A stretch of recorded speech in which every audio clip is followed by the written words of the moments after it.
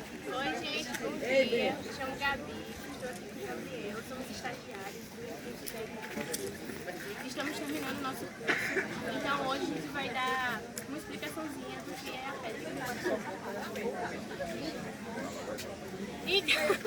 Então, gente, vocês sabem mais ou menos o que significa o nome Itacoatiaras? Ita significa pedra. Guatiaras, gravadas ou riscadas. Então, a pedra Itacoatiara leva um enigma muito grande, né? De muito tempo, que ninguém sabe como fez, quem fez e não sabe, é um enigma. Então, essa pedra, como ela foi encontrada, foi que Leão Clerot era um pesquisador que estava vindo aqui no Rio, e isso aqui era uma predeira. Uma predeira é o pessoal estava tirando a pedra para fazer a vista eficácia pessoa lá em João Pessoa. Então ele foi lá em João Pessoa e mandou parar essa obra porque ele tinha achado as gravuras. Então depois disso ela foi tombada em 1944. A pedra, todos nós conhecemos, é um patrimônio histórico e cultural do nosso país. Foi um dos primeiros conhecidos. Vou falar um pouco sobre as esculturas. Eu gostaria que vocês reparassem aqui nessa espiral que está um pouco acima, e lá no final nós temos outra espiral que está um pouco abaixo. Se vocês forem reparar bem, aqui em cima tem outra espiral no meio. Então é como se representasse o começo do dia, o final, o meio e o final. Essas representações aqui servem de aprendizado, como se eles representassem o que eles viviam nesse tempo de caça, coleta. Eu costumo dizer, e acredito na teoria, que foram os paleoíndios que desenharam isso, que representaram isso. Aqui nós temos uns pontilhares aqui, que se vocês forem contar e multiplicar por esse calendário lunar aqui, dá aproximadamente os dias do ano, que é 365. Claro que não vai dar igual, mas vai dar bem próximo. Aqui nós temos algumas esculturas de alguns animais, plantas e pessoas. Eu gostaria que vocês interpretassem aí, de vocês, se conseguem assimilar algum animal aqui. Alguém consegue? Um lagarto, professor. Lagarto. Aqui nós temos como se fosse uma forma. Aqui também nós temos a constelação de Órion, temos as representações das Três Marias e também essas esculturas foram feitas, o tempo estimulado delas é que foram feitas 66 mil anos atrás, mas a pedra existe há milhões de anos. Agora o guia vai acrescentar um pouco mais alguma coisa. Bom, pessoal, como o rapaz que estava falando, né, nessas gravuras, aqui nós temos figuras, na maioria delas, figuras abstratas que vai da interpretação de quem quer que esteja olhando para elas e tentando interpretá-las, certo? E é justamente por essa forma que a gente consegue fazer a organização, né, basicamente, já que não se sabe de fato o que é. Então a gente organiza essas gravuras justamente pelas formas que elas apresentam, né? Onde vão desde gravuras fitomorfas, antropomorfas, zoomorfas, cosmogônicas e até mesmo gravuras fálicas, certo? E a gente começa geralmente pelas gravuras fitomorfas, que são gravuras que apresentam formas de plantas, certo? Como podemos ver aqui na nossa frente, a gente tem algo bem semelhante ao abacaxi, certo? Ou até mesmo a uma espiga de milho, mas em relação à espiga de milho, vai depender muito do período em que essas gravuras foram feitas, certo? Porque o milho não é um alimento originário aqui da nossa região, certo? Como também aqui, algo semelhante a uma bromélia, certo? Ao pé de agave, ao sisal. Como também aqui nessa região da pedra a gente consegue ver algo semelhante a dois cajus, certo? Não sei se vocês estão conseguindo interpretar dessa forma, certo? Também as gravuras zoomorfas, que são gravuras que apresentam formas de animais, como podemos ver esse Mzinho aqui, né? Seria algo bem semelhante ao tamanho de uma bandeira, né? Podemos interpretar assim pelo fato da cauda ser mais arredondada e a parte da face ser mais bicuda, certo?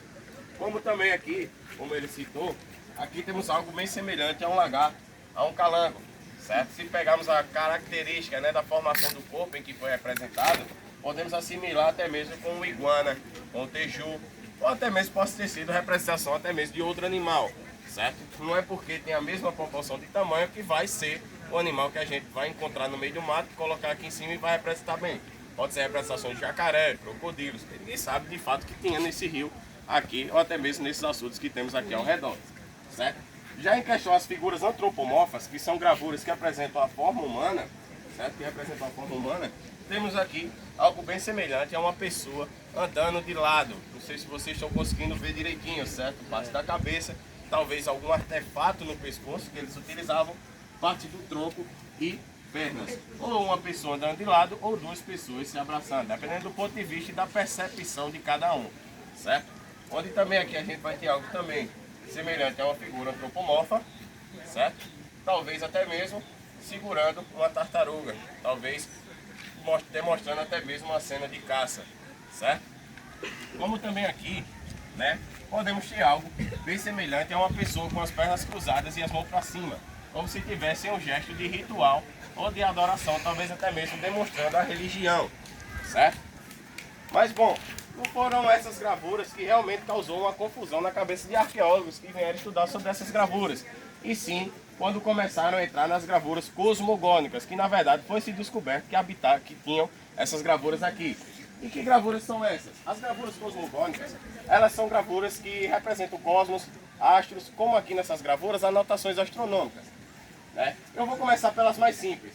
Já na parte superior do painel, a gente tem algo bem semelhante ao Sol. Não sei se vocês estão conseguindo ver aqui na minha frente, certo? Mas aqui ao canto, se levarmos em conta de que essa linha para cima fosse que tivesse acesso da linha para baixo, que tivesse a Terra, podemos interpretar isso aqui como rastros de estrelas cadentes ou de meteoritos, certo? Onde, como eu disse, da linha para cima tivesse acesso, da linha para baixo que tivesse a Terra, plantas, pessoas, animais, e acima algumas dessas anotações.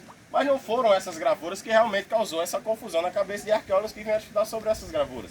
Foi simplesmente começando por aqui, certo? Nesse painel aqui inferior, certo? Onde temos esses pontilhados, que tem esses raiozinhos saindo dele, né? Que dá até mesmo para se assemelhar com o brilho de estrelas, né? E na verdade começaram a ver esta formação e começaram a ver um certo padrão, certo? E foi descoberto que na verdade se tratava de uma representação da constelação de Órion, certo? Quem já viu a constelação de Órion? Aquela que tem as Três Marias.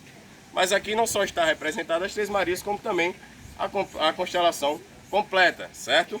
E justamente se você olhar a pedra de frente, essa representação da constelação de Órion está na mesma direção que ela se põe, certo? Isso já demonstrando o conhecimento astronômico, onde também aqui nessas esferas, como ele citou, né, nós temos aqui uma espécie de calendário lunar, onde dentro dessas esferas nós temos profundidades diferentes, ângulos de profundidades diferentes, já justamente para quando o Sol se situar acima da pedra, as sombras que são projetadas aqui dentro fazerem as fases da Lua.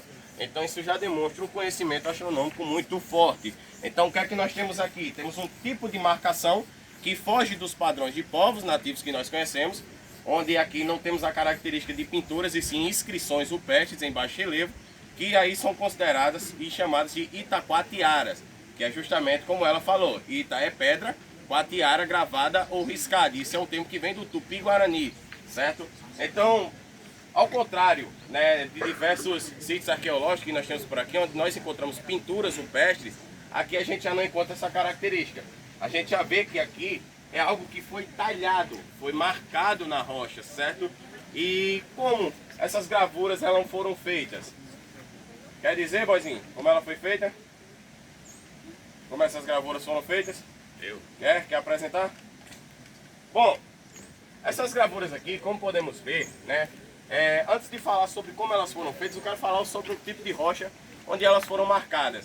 Onde a gente tem aqui um lajedo, né, completo, uma pedra muito grande, uma formação de gneiss, certo? Que é um tipo de rocha que metamórfica que tem essa característica de acebolamento na superfície dela, certo? Como vocês podem ver, é como se elas tivessem camadas, certo? Isso até mesmo influi na forma que essas gravuras foram criadas, porque por essa característica você vê que não é de qualquer forma que você vai reproduzi-las elas, certo? Que tem que ter uma técnica específica a ser criada. Pelo fato de que, se você pegar até mesmo uma pedra, né, como que se estima que foi feito pedra com pedra, já também vai de outras teorias, das mais absurdas às mais aceitáveis, né, como a pedra com pedra, e já outros dizem, raio laser, prensa gigante, é quando a pedra era mole. Estou dizendo, vai desde teorias mais aceitáveis a teorias mais absurdas.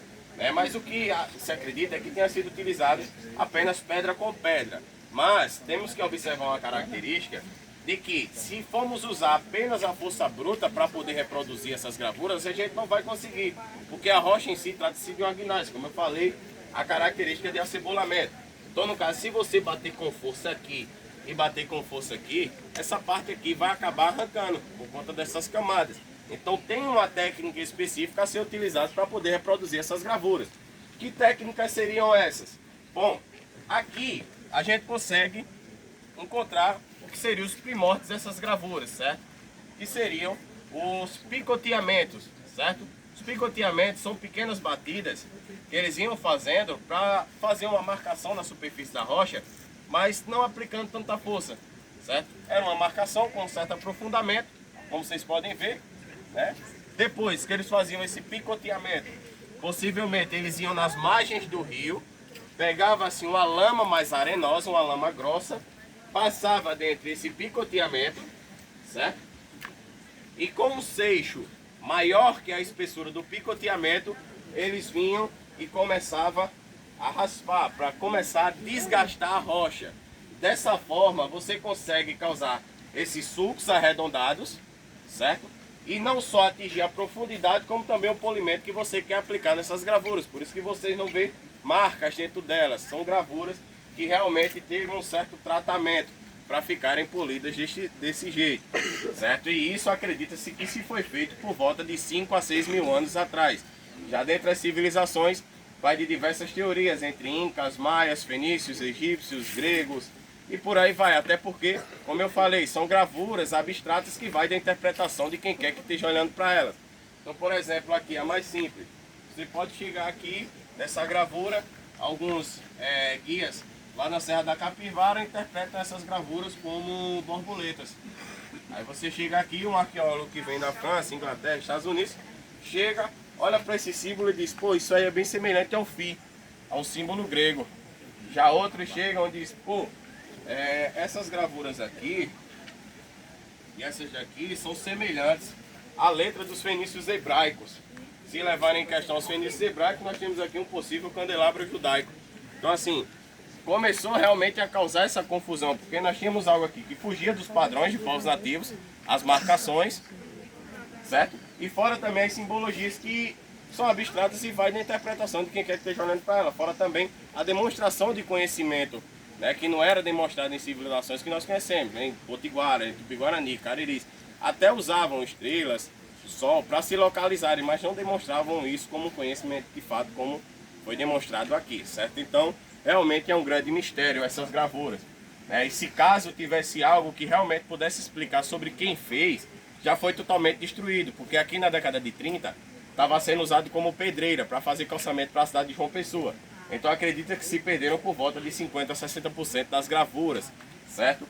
Até que na década de 40, um pesquisador entusiasta, que ele trabalhava fazendo mapeamento de rios, conseguiu embarcar a obra de fazer o mapeamento desse rio, certo?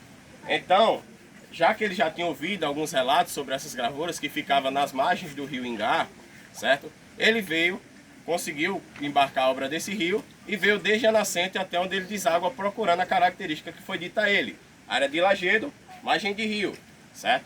Ele veio desde a nascente, que fica ali entre Massaranduba e Campina Grande, veio descendo essas margens de rio até que chegou aqui, nessa área. Foi nítido o local que ele viu, porque foi até uma das coisas que ele destacou, que desde a nascente até onde esse rio deságua não tem uma área de lajedo tão estratégica quanto essa, certo?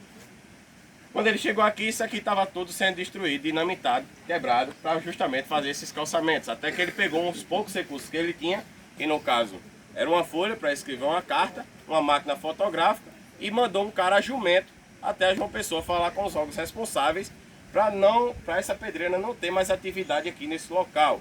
Até que em 30 de novembro de 1944 se tornou o primeiro sítio arqueológico rupestre tombado brasileiro, certo? Então, por conta dessa pedreira, se caso tivesse algo que pudesse explicar, como por exemplo, tem na Pedra da Gávea o nome de um rei fenício, ou se tivesse o símbolo do deus do sol, quem adorava o deus do sol, os gregos, podia fazer uma certa ligação. Então, como foi destruído, fica muito difícil em saber o que de fato aconteceu aqui.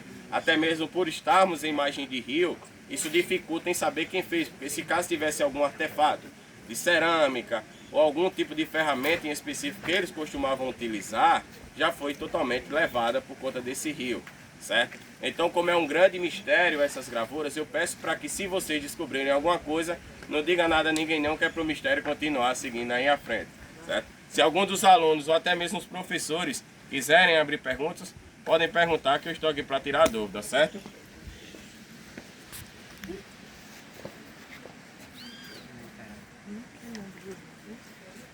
Senhores, dúvidas? Não. Curiosidade? Nenhuma. Bom, então vamos ficar à vontade. Obrigado. Obrigado.